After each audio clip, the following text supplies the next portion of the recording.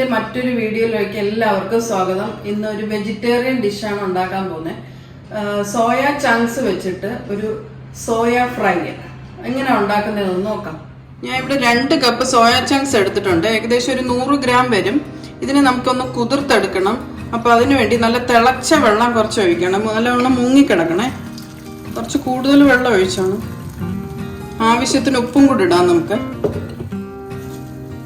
നല്ലോണം ഒന്ന് ഇളക്കിയിട്ട് ഒരു 10 മിനിറ്റത്തേക്ക് ഒന്ന് കുതിരാൻ വെക്കാം. ഒരു 10 മിനിറ്റ് കഴിഞ്ഞ് ഇതെല്ലാം ഡബിൾ സൈസ് ആയി കഴിഞ്ഞു. ഇനി ചെയ്യേണ്ടതെന്ന് വെച്ചാൽ നമുക്ക് കൈവച്ച് തന്നെ നമുക്ക് ഈ ഇതിനകത്തുള്ള വെള്ളമെല്ലാം പിഴിഞ്ഞ് കളയണം. വേറെ ബൗളിലോട്ട് എടുക്കാം. ചെറിയ ചൂടുണ്ട്, എന്നാലും കുഴപ്പമില്ല. ഇതിപ്പോൾ നമ്മൾ ചൂടുവെള്ളത്തിൽ നിന്നെല്ലാം നല്ലോണം സെപ്പറേറ്റ് ആക്കി വെച്ചിട്ടുണ്ട്. നല്ലോണം വെള്ളമൊക്കെ കളഞ്ഞു വെച്ചിട്ടുണ്ട്. ഇനി ഇതിനകത്തോട്ട് തണുത്ത വെള്ളം ഒഴിച്ച് കുറച്ച് നേരം വെച്ചേക്കണേ. ഒരു 5 മിനിറ്റത്തേക്ക് വെച്ചേക്കാം. ഇനി ഇത് നമ്മളിപ്പോൾ 5 മിനിറ്റ് കഴിഞ്ഞ് ഇതും നേരത്തെ ചെയ്തതുപോലെ ഇതിൽ നിന്ന് വെള്ളം നമുക്ക് മാറ്റാം. ഓരോന്നെടുത്ത് നല്ലോണം പ്രസ് ചെയ്ത് നല്ലോണം ഡ്രെയിൻ ചെയ്യിക്കണം. എന്നാലും ഇതിനകത്തോട്ട് മസാല കയറത്തുള്ളൂ. അപ്പം ഞാൻ ഇതൊന്ന് ചെയ്യട്ടെ. നമ്മൾ വെള്ളമെല്ലാം ഡ്രെയിൻ ചെയ്യിപ്പിച്ച് ഡ്രൈ ആക്കി വെച്ചിട്ടുണ്ട്. ഇനി ഇത് നമുക്കൊന്ന് മാറ്റി വെച്ചേക്കാം. ഈ സമയത്ത് നമുക്ക് ഇതിൻ്റെ മസാല ഉണ്ടാക്കാം. പാത്രം നല്ലോണം ചൂടായി കഴിഞ്ഞ് ആവശ്യത്തിന് എണ്ണ ഒഴിക്കാം. ഇതിലേക്ക് ഒരു 7-8 അല്ലി വെളുത്തുള്ളിയാണ് ചെറുതായിട്ട് നീളത്തിനരിഞ്ഞത്. ഒരു ചെറിയ കഷ്ണം ഇഞ്ചി അതുപോലെ തന്നെ നീളത്തിനരിഞ്ഞ് ഒന്ന് വഴറ്റിയെടുക്കാം. കൂടുതൽ മൂക്കൊന്നും വേണ്ട, കുറച്ചൊന്ന് വഴറ്റിയെടുത്താൽ മതി. ഇനി ചെറുതായിട്ടൊന്ന് വാടിക്കഴിഞ്ഞ് ഇതിനകത്തോട്ട് നമുക്കൊരു 2 മീഡിയം സൈസ് സവാള എടുത്തിട്ടുണ്ട്. അത് സ്ലൈസ് ചെയ്തത് അതുകൂടെ ഒന്ന് ആഡ് ചെയ്ത് ഇളക്കാം. ഒരു ലൈറ്റ് ബ്രൗൺ വരെ ആവണം. കളറൊക്കെ ചെറുതായിട്ടൊന്ന് മാറി തുടങ്ങി. ഇതിനകത്തോട്ട് നമുക്ക് പൊടികളെല്ലാം കൂടെ ഒന്ന് ഇടാം. അപ്പം ഞാൻ എടുത്തേക്കുന്നത് 1 ടീസ്പൂൺ കാശ്മീരി മുളക് പൊടിയും ഒരു 1/2 ടീസ്പൂൺ മല്ലിപ്പൊടി എടുത്തിട്ടുണ്ട്. പിന്നെ ഒരു 1.5 ടീസ്പൂൺ കുരുമുളക് പൊടി, 1/2 ടീസ്പൂൺ പെരിഞ്ജീരക പൊടി, 1/2 ടീസ്പൂൺ ഗരം മസാല, ഒരു 1/4 ടീസ്പൂൺ മഞ്ഞൾപ്പൊടി. ഇത്രയും കൂടി ഇട്ടൊന്ന് മിക്സ് ചെയ്യാം.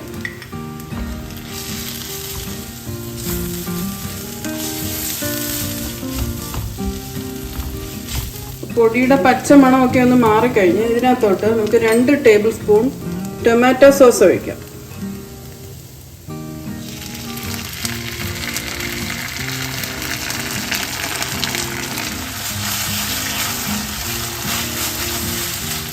ഇതിനകത്തോട്ട് നമുക്ക് ആവശ്യത്തിന് ഉപ്പിടണം. ഇതൊരു ഉപ്പിട്ടില്ലായിരുന്നു.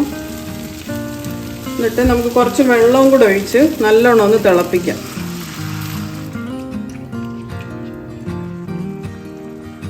നമ്മുടെ ഗ്രേവി നല്ലോണം തിളച്ച് കഴിഞ്ഞാൽ ഇതിനകത്തോട്ട് നമ്മൾ നേരത്തെ ഡ്രൈ ആക്കി വെച്ചേക്കുന്ന സോയ ചങ്ക്സ് ഇടാം. എന്നിട്ട് ഈ മസാല ഇതിനകത്ത് എല്ലാം നല്ലോണം മിക്സ് ആവണം. കുറച്ച് നേരം നല്ലോണം ഇളക്കുക. ഇതിലെ വെള്ളമെല്ലാം നല്ലോണം വറ്റി നല്ല ഡ്രൈ ആയി കഴിഞ്ഞ് ഇതിനകത്തോട്ട് നമുക്ക് കുറച്ച് കറിവേപ്പിലയും കൂടെ ഇട്ടൊന്ന് ഇളക്കാം.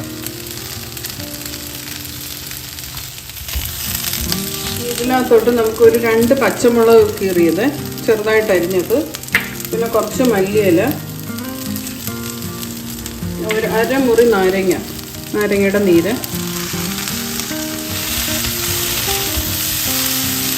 ഇങ്ങനെ നമ്മുടെ സോയ ഫ്രൈ റെഡിയായി കഴിഞ്ഞ് ഇതിൻ്റെ ഔട്ടർ പോർഷൻ കുറച്ച് ഫ്രൈ ആയിട്ടിരിക്കണം. എന്നാലേ ആ ഒരു ടേസ്റ്റ് കിട്ടത്തുള്ളൂ. അതാണ് അതിൻ്റെ പാകം എന്ന് പറയുന്നത്. ആ സമയത്ത് നമുക്ക് അടുപ്പ് ഓഫ് ചെയ്യാം. ലാസ്റ്റ് സെർവ് ചെയ്യുന്ന സമയത്ത് കുറച്ച് മല്ലിയിലയോ കറിവേപ്പിലയോ ഒക്കെ ഇട്ടൊന്ന് ഗാർണിഷ് ചെയ്തെടുക്കാം. പിന്നെ നമ്മൾ ഉണ്ടാക്കിയ സോയ ഫ്രൈ റെഡിയായി കഴിഞ്ഞുണ്ടോ. ഇതിൻ്റെ കോമ്പിനേഷൻ എന്ന് പറഞ്ഞാൽ ടൊമാറ്റോ സോസ് ആണ്. ഇതൊരു സ്റ്റാർട്ടറായിട്ട് യൂസ് ചെയ്യാം, അല്ലെങ്കിൽ ഒരു സ്നാക്സ് ആയിട്ട് ചായയുടെ കൂടെയൊക്കെ നല്ലൊരു ഇതാണ്, കോമ്പിനേഷനാണ്. എല്ലാവരും ഒന്ന് ട്രൈ ചെയ്ത് നോക്കണം. ഞാനും എന്തായാലും ഒന്ന് കഴിച്ചു നോക്കാം.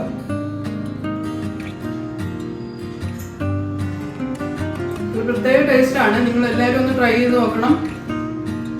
സാധാരണ ഉണ്ടാക്കുന്ന ആ സോയയുടെ ഒരു ടേസ്റ്റ് അല്ല. കാര്യം ഇത് കുറേ നേരം നമ്മൾ ഫ്രൈ ആക്കി എടുക്കുമ്പോഴത്തേക്ക് ഈ മസാല എല്ലാം ഇതിനകത്തോട്ട് നല്ലോണം കയറിയിട്ടുണ്ട്.